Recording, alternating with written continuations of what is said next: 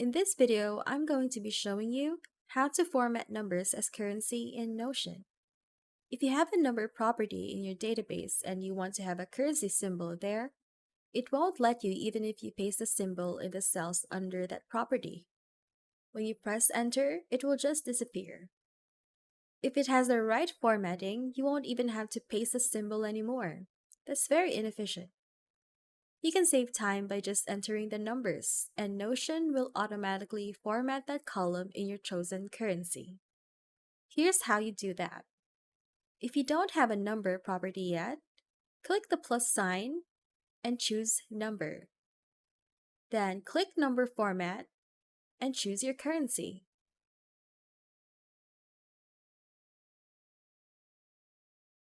If you already have an existing number property that needs proper formatting, click it, then Edit Property. Choose your currency from the number format. That's it. If this video helped, don't forget to hit the like button and subscribe.